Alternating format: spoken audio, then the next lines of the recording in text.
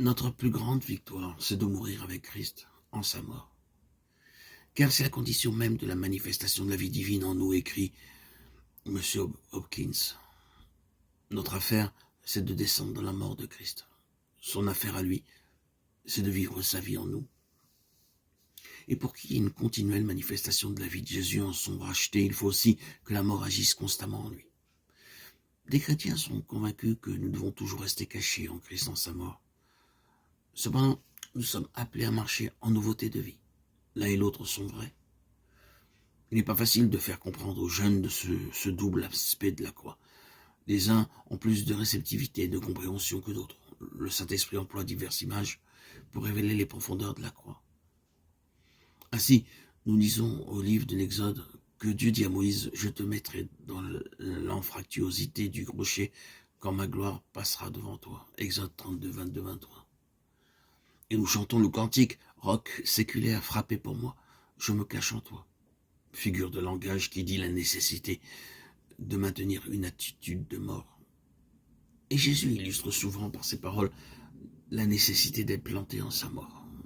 Comme Moïse éleva le serpent dans le désert, ainsi il faut que le Fils de l'homme soit élevé, afin que quiconque croit en lui ait la vie. Jean 3, 14, 15. Élevé sur la croix, il a porté nos péchés en son corps sur le bois. C'est en lui, en sa mort, que nous avons la vie. Dans la mesure que nous descendons en sa mort, notre esprit s'élève jusqu'au-dedans du voile, où nous sommes cachés avec Christ en Dieu. Car vous êtes morts, dit l'apôtre, et votre vie est cachée avec Christ. Nous pouvons aussi illustrer le double aspect de mort et de vie en Jésus par le gland et le chêne ou toute autre semence, à vrai dire, comme le fit André Mouret.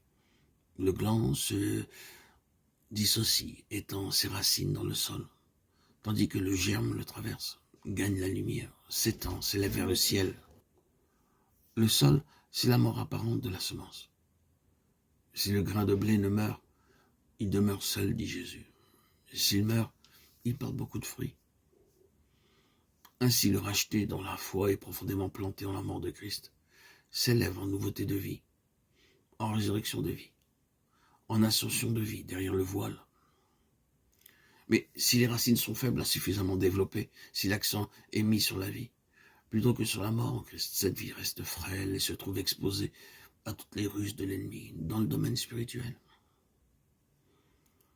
La vie toute extérieure, tout en hauteur, sans racines suffisantes, peut être comparée à celle d'un jeune chêne presque sans racines, à cause d'un sol défavorable, et qui pousse en abondance des branches et des feuilles. Cet arbre est condamné du fait de ce déséquilibre. La première tempête le déracinera,